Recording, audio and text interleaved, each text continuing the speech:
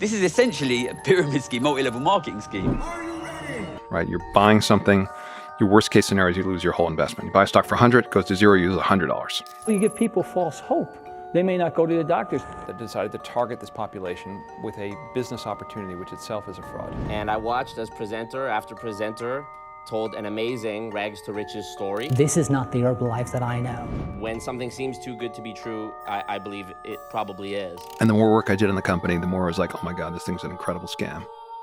There are hundreds of thousands of multi-level marketing companies operating around the world. Herbalife, ACN, Amway, Mary Kay, New Skin, Young Living, etc. Altogether, an estimated 100 million people around the world are involved in this industry. Over the years, MLM has built a controversial reputation because of how the system is structured. Participants do not mainly make money by selling products. The real incentive is recruiting new members beneath them and earning commissions from the people they bring in. If you've ever been approached by someone in an MLM, you've probably heard any of these promises. You can become your own boss, earn money even while you sleep, build passive income and generational wealth, and above all, you can achieve financial freedom. And if you've ever attended one of their seminars, you would also notice how carefully the atmosphere is designed. The speakers are incredibly skilled at motivational speeches. Applause breaks out in unusual patterns that almost feel rehearsed. The audience is told story after story about ordinary people who supposedly became millionaires overnight. Individuals who escaped the 9-to-5 trap, traveled the world, bought luxury cars, and even retired their parents, all by believing in the system. But behind these promises lies a very harsh reality. A study that examined 350 MLM companies in the United States found that once expenses are accounted for, more than 99% of participants end up losing money. Yet despite this evidence, millions of people continue to join these companies every year, and the industry keeps expanding. Thousands sign up, millions still believe, and the same overwhelming percentage continues to lose. Which raises a much bigger question. If the model fails almost everyone who joins, how did this system grow into a global industry in the first place?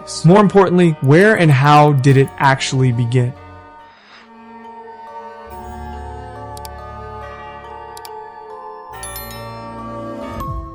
This is Carl Ferdinand Rainbourg, the American nutritionist who founded what is widely considered the first multi-level marketing company, the California Vitamin. Ferdinand was an American businessman who lived and worked in China from 1915 to 1927. During that period, China was experiencing severe poverty and famine. Many people simply did not have enough food. Ferdinand observed that people who consumed more vegetables and nutrients appeared noticeably healthier than those who were malnourished. That observation led him to believe that vitamins and nutrients played a crucial role in human health, which to a large extent is true. After returning to the United States in the late 1920s, he began experimenting with nutritional supplements made from plants such as alfalfa, watercress, and parsley. Synthetic vitamins were also added to increase their nutritional value. He strongly believed that people needed concentrated plant-based nutrients. Before forming a formal company, he produced early versions of these supplements and initially gave them to family, friends, and colleagues for free. But unexpectedly, many of the people who received the supplements did not take them consistently. Some ignored the product, while others simply forgot about it because they never paid for it. What is there to lose, they would say. Ferdinand quickly realized something important about human behavior. People tend to value things more when they pay for them. So he changed his approach. Instead of giving the supplements away for free, he began selling them. Once customers paid for the product, they were far more likely to use it regularly because they wanted to get value for their money, especially at a time when earning even a single cent was not easy.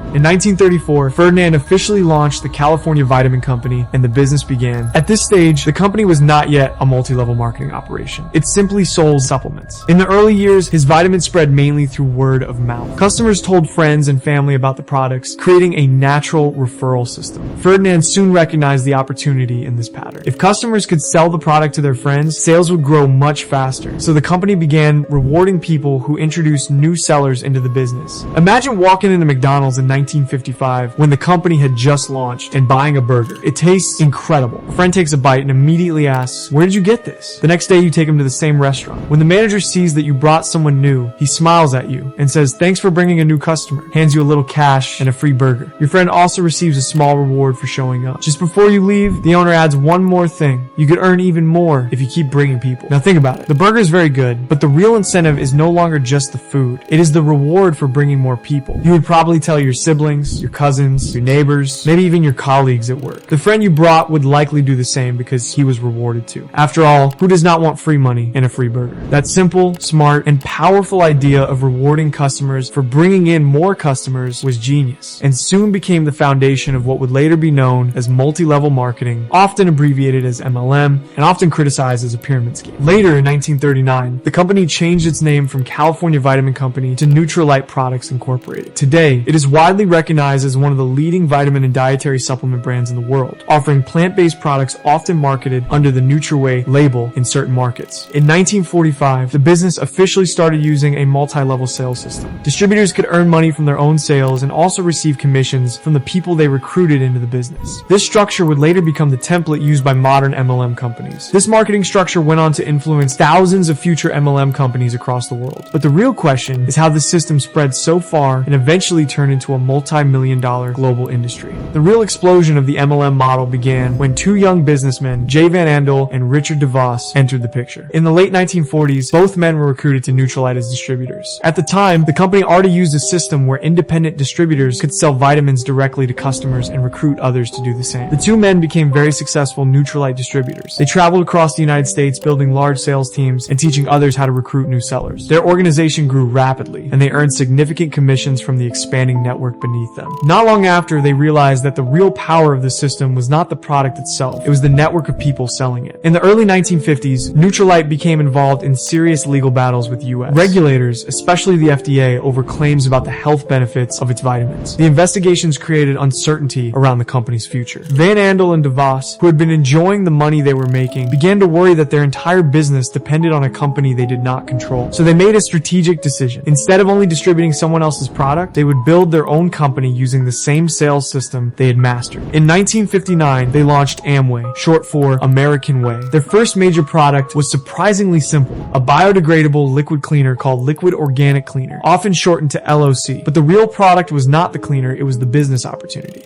Even though Van Andel and DeVos now have their own business, they initially continued distributing Nutrilite products alongside their own household items. Amway continued to use the same multi-level marketing structure they had learned from Nutrilite. Independent distributors sold products directly to customers. They could recruit new sellers, and each person earned commissions from the sales made by people in their network. This system allowed the company to grow incredibly fast without traditional advertising or retail stores. Every distributor became a kind of sales representative and a recruiter at the same time. By the 1960s and 70s, Amway had thousands of distributors across the United States. The company then expanded internationally, spreading its network to Canada, Europe, Asia, and Australia. As their company expanded, the relationship between the two businesses grew deeper. Eventually, in 1972, Amway made a decisive move and purchased a controlling stake in Nutrilite, bringing the original pioneer of multi-level marketing fully under its control. The acquisition allowed Amway to combine its rapidly expanding global distribution network with Nutrilite's established supplement products, turning the vitamins that had started the MLM model decades earlier into one of the company's most profitable product lines. The model began inspiring dozens of new companies built around the same structure. Today, Amway is considered one of the most successful MLM companies in history, generating billions of dollars in revenue and operating in more than 100 countries. Most MLM companies do not recruit people randomly. Their messaging is usually directed toward individuals who are financially vulnerable or searching for new opportunities.